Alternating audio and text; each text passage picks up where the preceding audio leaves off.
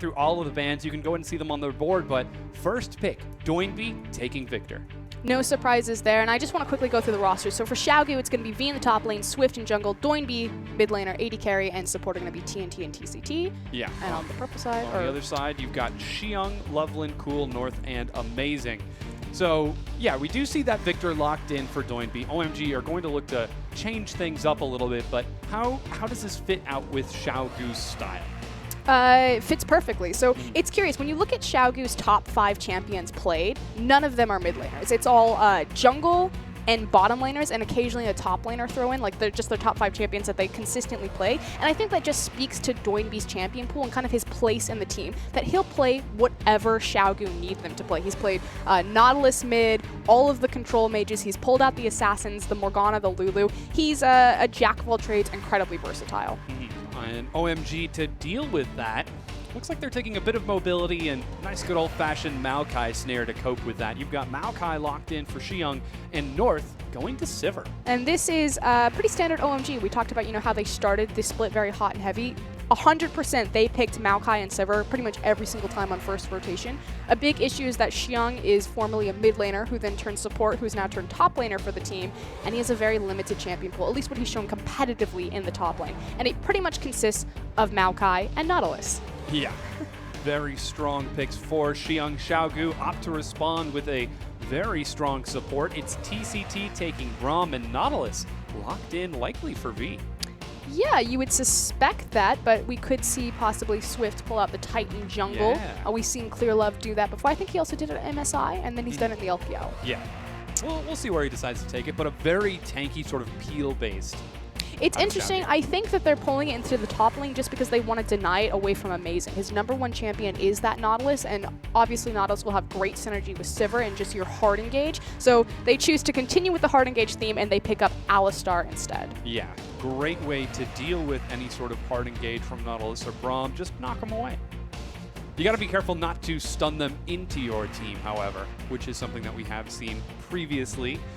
But now we're down to the last 2 picks for Xiaogu. These are going to be the ones that round out their roster. Currently, Draven being hovered by TNT, taking a page out of Crystal's book.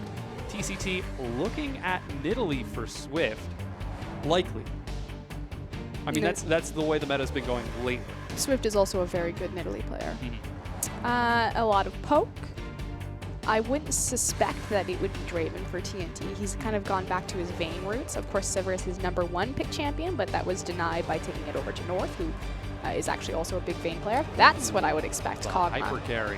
Okay, so I love Kog'Maw, Vayne, and Corki right now in the meta. Sivir's still incredible, don't get me wrong. The utility, it's never going to be beat. But Kog'Maw, what I love about Kog'Maw and Vayne in particular is that Kog'Maw has a Trinity Force power spike, which gives him a mid-game power spike on an AD carry that then hyperscales into late game. Yeah. So it's just beautiful when you think about, okay, so Victor's probably one of the strongest mages in the game right now, and Victor's going to also have a mid-game power spike just because of the itemization through his Hex Core and the timing windows there. And then he's going to hyperscale with a bunch of utility as well as damage into late game. And Kog'Maw and Vayne will just kind of follow that path. Vayne, of course, on the Blade of the Rune King initial itemization power spike, and then into hyperscaling. So that's why I really like Cog and Vayne right now in the meta. But our last pick is actually going to be Cool's Orianna. Yeah, Orianna locked in for OMG, rounding out the team composition. That's a big smile you got. Yeah, because if you think back to Season 3 Worlds, Cool versus Faker, Gragas versus Orianna. Heck of a set, but he's bringing it back, breaking out the old school. 2 years since, and he's looking to get into Worlds now. Yeah, hopefully. Don't forget that Cool was injured, which was when Qiao actually played mid lane for OMG when they went to All-Stars. And then, since making his return, I've always been kind of on the fence. Is Cool back in form? Is he that god-tier mid laner that we saw at that Season 3 World Championship when he did face off against Faker? He actually did surprisingly well, though I still would give Faker the advantage in that. So with our final team comps locked in, you had them on the screen just a second ago. What can we expect from them? Obviously, the Kog'Maw and Victor, sort of later-oriented champions. It's Xiaogu going back to their team fight control. Again, Doinby, he's always going to fit the role that the team needs him to do, and they're going to put Swift on a self-sufficient carry-oriented jungler. The thing about Xiaogu that you need to remember, every single player on that team is a playmaker. And that's why they've been sitting in second for pretty much the entirety of the season. On the other side, OMG, playing, you know, pretty much also a very OMG-centric composition. Yeah. It's the press R murder button, run at you quickly. Hey, a feed. Yeah, looks like we're running through the rosters right now. You just saw the junglers. It's mid lane. Doinb versus Cool. Can Doinb pull a faker? End up taking out Cool's Orianna, or will it be the other way around? In the bottom lane, it's going to be TNT versus North and the supports to help round that out for the last set. It's TCT and Amazing. Interesting how these are going to work out. I actually think that Braum is a really great answer to Alistar, because anytime Alistar is going to go into your AD carry with his pulverized headbutt combo, Braum can very easily reposition himself with his W. That's his stand beside me, isn't it? Yeah. Okay. I always confuse if it's the E or the W. Yeah, so we're getting into game right now.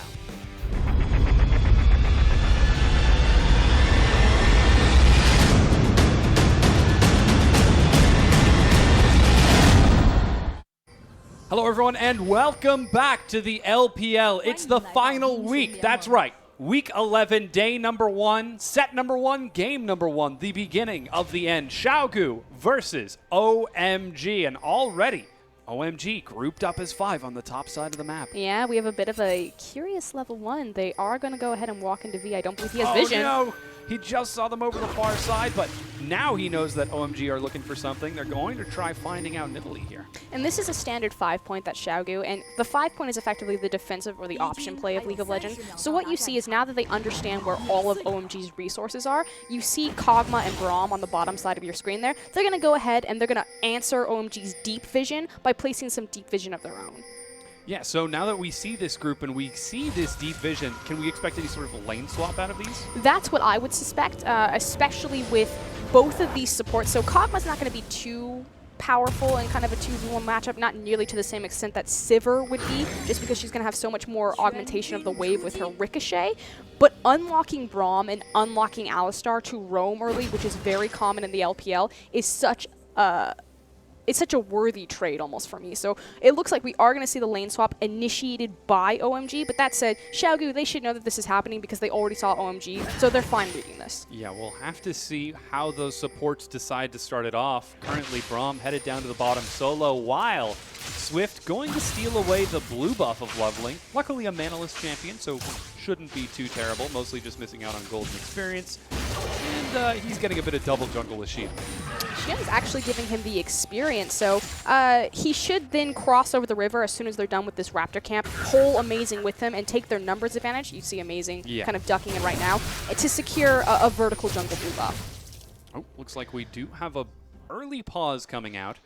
And again, there was the Nidalee on the invade as well. So she is getting to steal away the Raptors, get some nice gold for herself. And what can we expect out of this lane swap then? So you're going to have free Sivir in the top lane, but Kog'Maw solo in the bottom. The actual thing that I wanted to touch on in terms of the lane swap is that V is in the top lane. He's not double jungling with Swift right now. In fact, it's just Swift and Braum. And Nautilus is sitting up there. Now, Nautilus is relatively difficult to dive early on if they decide to set up a fast push and look for a 4-man dive, because again, they're set up perfectly for it. If Sivir wants to take control of the lane, build it up, push it in so you at least have 2 waves hitting the tower, timing perfectly with the fact that Leveling and Alistar, I mean, think about that, Rek'Sai, Alistar, and what is it, Maokai? Yeah. That is so good for a 4-man dive.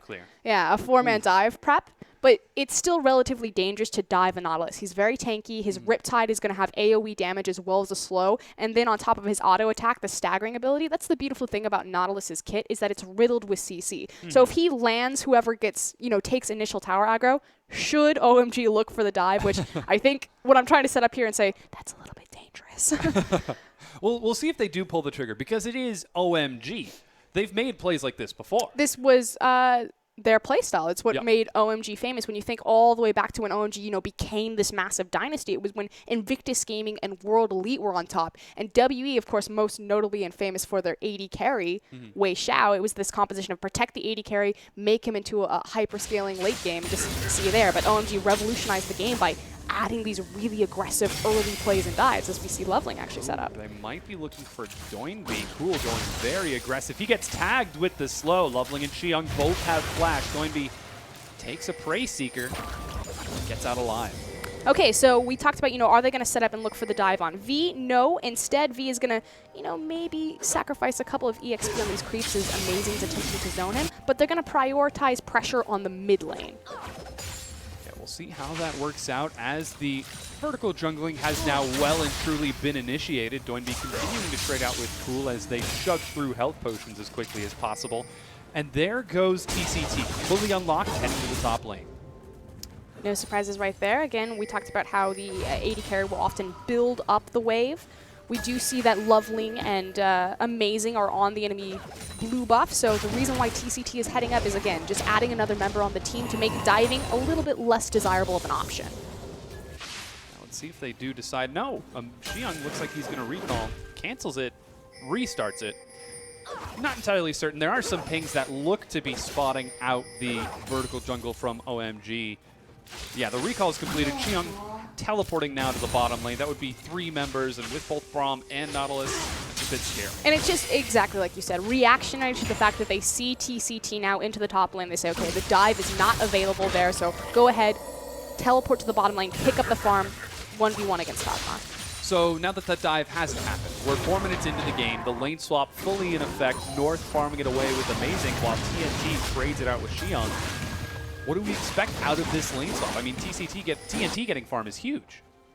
No, you're absolutely right, especially because Swift is also applying a lot of pressure bottom. It's now a question of, with these members on the top side, who's going to have more dragon control and who's going to pull the trigger on the initial gank. Now, naturally, with Nidalee, as I look at Doing being cool right here, she doesn't have nearly the gank pressure that Rek'Sai will, just because she doesn't bring any natural CC, but she has great execution potential. So I'm curious how Swift is going to translate the pressure with this champion, because again, he's a big Nidalee player. He likes to play it aggressively, and I'm curious if that means he's going to invade Loveling and attempt to, force Rek'Sai to fight him over some of his own jungle, or if he's going to try to continuously gank. We'll see where Swift decides to go as the farm continues out. Kog'Maw getting some much-needed solo experience and approaching level 6 very quickly is definitely a solid thing for Xiaogu. The only recalls we've seen so far have been out of Swift, the jungler, and Qiao, though he gets tagged just a little bit. Loveland comes for a bit. Gank from behind, but not able to find it. Trying to use the creative Rek'Sai pathing with the tunnel feature to get a gank going in there, but unfortunately, Amazing not quite postured in this lane. I actually think that this is a mistake from OMG. Again, like you said, TNT is getting solo experience and solo farm. He's actually staying ahead of North right now, 40 to 35. That's where I'd want my hyperscaling AD carry to be versus my utility AD carry.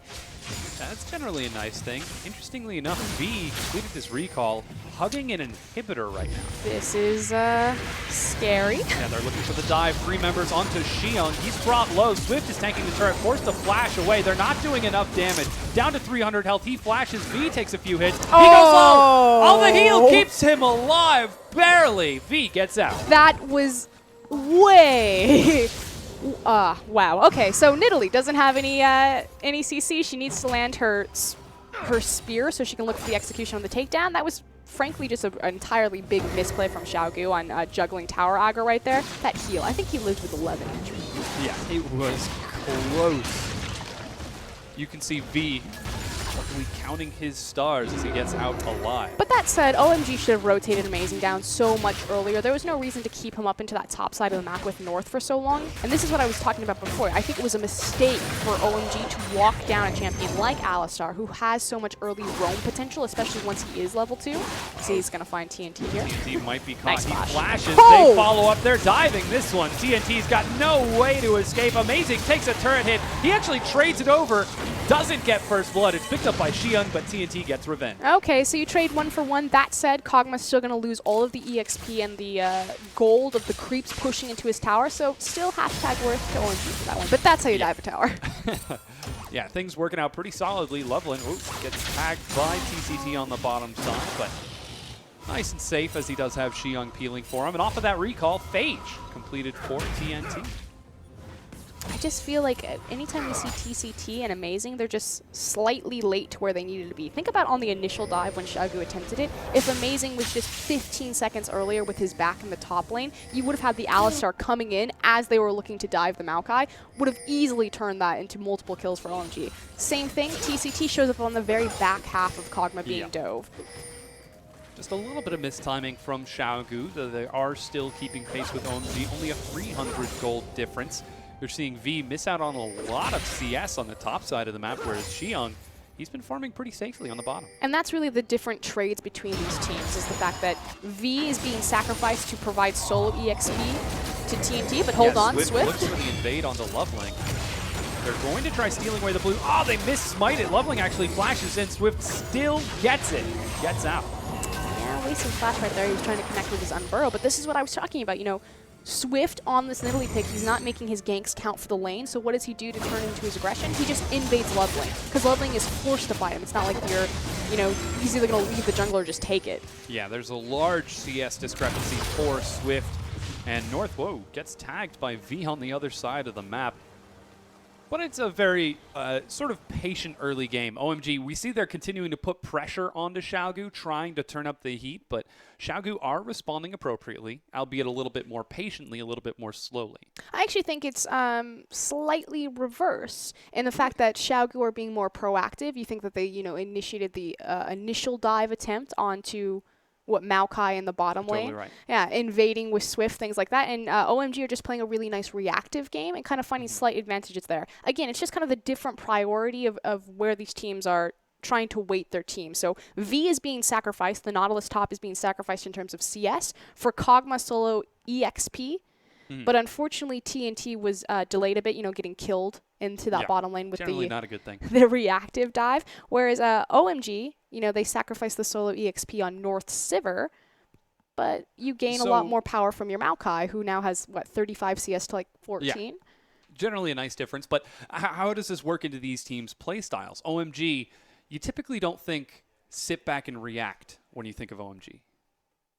They, as an identity, and this is like holistically, historically for OMG, they have always been a skirmish-based team. If you think back to when they had Going, Leveling, and Cool, which now you have Xiang, Leveling, and Cool, it was always, I called them the Bash Brothers. Yeah. Because the Leveling would effectively bounce between mid and top and just kind of snowball them, and then they would go and they'd pick up their bot lane. And that's the thing. North actually fits very stylistically with San, OMG's previous AD carry before picking up Uzi, and that he's kind of, you know, if you leave him to his own devices, he'll do his job, but he's not a big playmaker like Uzi is.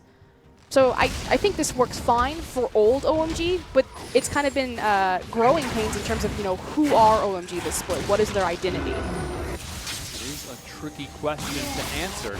9 minutes in with playoffs on the line, Swift was trying to clear out a ward, but finally will succeed. So playoffs are on the line. This is Xiaogu fighting for second place. Their only game left in the LPL. Their only game this weekend. Counts too, because again, you have Invictus, Snake, all on their heels, multiple points available. And OMG themselves. 9 points available for OMG. So we'll see how Xiaogu manage to do if they can secure the second place. A 2-0 would be immense for them. Even a 1-1 split would be very, very solid. That would make them safe, at least, to getting passed by OMG. Worst case scenario, they would tie. And then they would be 2-2 with OMG head-to-head. Don't even get me into the tiebreaker. Yeah, then it just is going to get more and more chaotic. That's a mess. So Swift is actually level 7 right now. Loveland only level 6. We talked about, you know, what was Swift going to do, how he's going to translate his aggression and his pressure on the map. He couldn't make it connect in the lanes with ganks. Decides to continuously invade Loveling. Loveling has shored up the CS discrepancy a bit, but still, 44 to 34, especially because those are jungle creeps, so they count for even more gold than just a standard lane creep. That's a big difference. Yeah, it certainly is. Loveling continuing to look for more CS as he heads to his Raptor camp on the far side. Now we've got standard lanes. North and Amazing finally going to beat TNT and TC. Big thing, though, is that Kog'Maw is past his level 6 mark as he narrows himself against the wall and takes both of those boomerangs. Yeah. So he has his ultimate available to him. Now the trick with Kog'Maw is you throw out your ultimate, you wait for the the mana timer to go all the way around, and then you throw out a free ultimate. It's just that level 1 first toss, as long as you just wait appropriately in between it, is very low mana cost. So it's a nice poking tool and gives Kog'Maw a lot more power in his lane phase, which is considered fairly weak until he's past level 6. See, he's trying to toss out the ultimate as best he can. Doesn't look like either of the teams really want to push right now. So the wave is pushing into OMG's favor. Cool and Doinby trading it up a bit as well. Doinby actually a level ahead of Cool. Cool has had advantage in this lane for a big majority, but Victor, you know, he went back and got his Hex Core, so his wave clear is so much more potent having that evolution point. So able to just, at this point, free laser the wave and pretty much clear at least the back casters. He's been tossing laser after laser. Recall from Cool sends him back to base for a finish early Athene's Unholy Like Grail.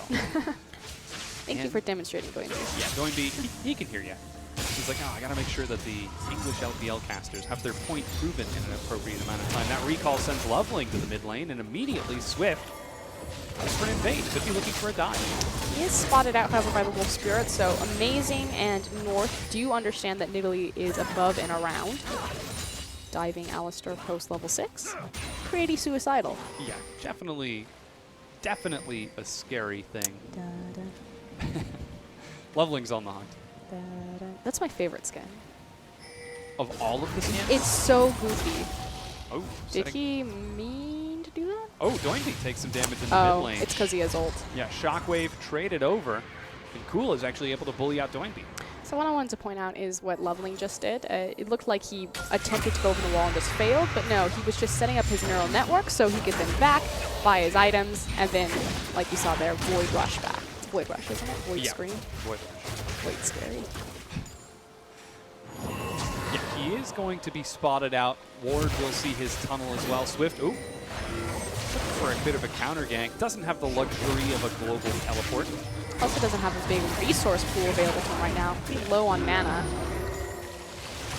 Just gets bullied away from that set. So now we're about 13 minutes into the game. Some of these champions are going to start hitting their core power spikes. What are these power spikes up to? Well, you need a back for TNT. Curious how much gold he's sitting on, but he should be fairly close to his training force. There we go. He's got 2,000 gold. Yeah, so the next back for TNT is going to be massive in terms of Kog'Maw being up and ready to fight for this dragon, which is a little bit concerning for OMG, just because you're waiting for Orianna to really hit kind of a 3-item power spike.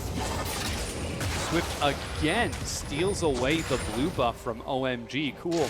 Not only is he getting blue buff, but he's currently at that 1 item, not power spike. Power trough? I'm not going to call it power line. Power trough, but Orianna's very curious in kind of how she goes about when she gets super strong. And it's, you know, it's the Athene's Death Cap into Void Staff.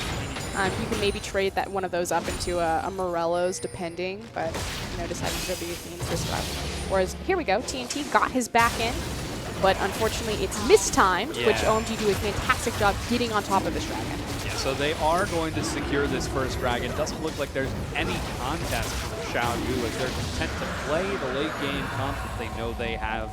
And though they did hit that power spike in a reasonable time frame, just weren't able to make anything out of it. Yeah, that's actually just a straight misplay from Qiao Yu. You know, they were in a perfect position where they could have attempted for that dragon, but here we go. Yeah, they're looking for Cool here. Swift dives him under, gets knocked up from the far side, oh, but nice. Swift still secures the spear, making up for the last one that he missed. It was actually the Q from Doinby that came through, and then the last tick of red buff to pick that one kill up for Swift. Red team's turret has been destroyed. And a turret is secured on the bottom side of the map. Qiao Yu, though they see the dragon pick up a kill in the mid lane and take the bottom tier 1. Defensive pings from OMG try to defend that mid tier 1, but again, Doinby is on the hunt with Swift. So they mispostured, lost out on the dragon, but Qiao Yu still understand that they're stronger, that they need to put themselves in a situation to fight and kind of force the fact that they do have these item leads on OMG currently and need to snowball that into a gold lead through kills. So this is why you see Qiao Yu playing so aggressive, invading OMG, forcing them to either give up their resources or fight. A lot of aggressive trading with OMG. OMG not quite keeping pace for now. North getting the Avarice Blade before finishing off his Infinity Edge. Very greedy Siffer build. He doesn't need to finish the Infinity Edge simply because, again, the Dragon was taken, so he's a 6-minute window where he can save up for it. So right now, he just needs to itemize for farming because OMG are saying, okay, you know, Xiaogu, they're stronger than us right now because Kog'Maw has the Trinity Force. I'm going to pick up the Avarice Blade. See you in 6 minutes, brah. Yeah, it looks like he is going to once again take advantage of a mistimed recall as North, TNT heads to the top side, and North is going to get some free time on the bottom. Amazing and Loveland actually waiting for backup. Ooh, V has a tendency just to face check in the worst possible situations. So we'll see if he falls into this trap. I think he suspects. Learning from past mistakes. The turret is secured, and V plays it nice and safe sitting under his tier 2. TCT catches the wave where it looks like TNT looks to answer by taking a turret of his own. He's not going to get it this wave, but he's very close to taking it on the next one, and OMG aggressively invade on their own. Oh, they can dive the tower from behind if they push Doinby off. They have Unbreakable, likewise Unburrow over the wall from Raptor Camp. Oh, they catch Leveling with a spear and a trap and a laser. Poor guy gets chunked out to half health. Just beautiful communication from Xiaogu, you know, V saying, okay, they're in this top jungle above me, you better be prepared, kid. So 17 minutes in. Qiao managed to take the outer tier 1 turrets, recall being enacted by TNT. He's able to make it out in time despite the swarm of OMG members heading to his side. They're doing a great job tracking OMG. Qiao just seemed to have a motion sensor. So this is what happened. Early game, Xiaogu got the lead, you know, playing off of the aggressive Nidalee jungle. They transitioned this into a lead on Kog'Maw, you know, OMG not unlocking Alistar, allowing him to impact the map, but they give up the EXP and gold advantage to Kog. Kog completes Trinity Force, but OMG then say, okay, Kog's got Trinity Force, he mistimed his back, let's take Dragon. And this bought OMG kind of a 6 minutes to dodge out of the big 5v5 strong point of Xiaogu. So now it's this 6-minute buffer of, can we slow down the bleeding of Xiaogu, you know, trying to fight us because they know they're strong, and wait until our power spikes are up and available for the next 5v5. Yeah, they seem to be looking for that 5v5 right now as they're shoving down the mid lane. Swift, ooh, narrowly misses cool. TNT takes a turret hit, but the mid tier 1 is slowly getting chunked to bits. Qiao looking for a bit of a flank though from the outside. And again, this is just Xiaogu understanding, you know, we're strong right now. We can put ourselves in a siege position and try to snowball our lead farther ahead before OMG can catch up. Ooh, Doinby shows himself on the bottom side, and OMG immediately shove up this mid lane. It's up to TNT and Swift to keep the tier 1 standing. Righteous Glory gets popped there, diving onto TNT. 2 turrets deep. The knockup, Cool whips his shockwave. He gets knocked up over the wall. TNT and TCT shred through Amazing despite the unbreakable will. Cool goes down. TNT drops Amazing, and OMG drop the ball. Disaster for OMG right there. A completely whiffed shockwave. I don't know what Cool was thinking.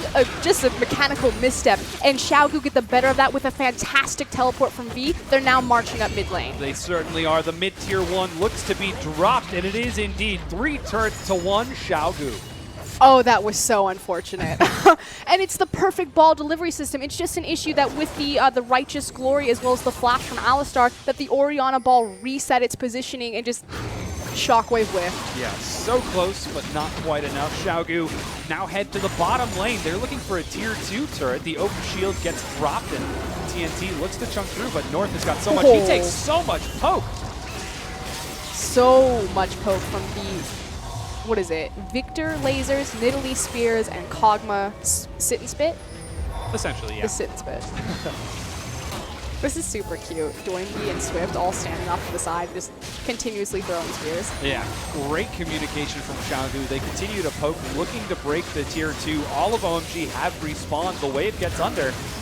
Doinby's in the front line, and slowly but surely the turret loses its health. Against a poke comp, you have to hard engage. Shockwave catches TNT, but they can't follow it up. North gets picked and destroyed. TNT with yet another kill. But again, there's such a miscommunication. Again, poke comp, you have to hard engage. You have so many tools to do that. Alistar, Maokai, and the Shockwave on top of it, and they're just not going at the same time. It's like a miscommunication of do we go, do we not go, and by the time they decide to commit with the Shockwave, everyone's half health. They can't commit anyway. Yeah. Minor communication issues could be the downfall of OMG. They're looking to get better placements in the playoff standings. They're going to need to have clearer communication to deal with that. Now, Dragon is up. And that initial dragon that they took, again, bought them a 6-minute window where OMG could sit back, farm. You know, they dodged out on fighting Xiaogu in the 5v5 arena of the Dragon Pit. Yeah. This time around, though, they're not in the situation. They've just lost so much global gold because Xiaogu just mowed through their turrets 4-1 right now. So OMG have to completely give this up, which is why you see Cool on the top side just trying to trade the objective. He's almost got the top tier 1 for Xiaogu, but can't quite break it in time. Leveling actually would rush to that side of the map. Xiaogu don't have vision just yet, but I'm certain they're going to find out any second now. Yeah.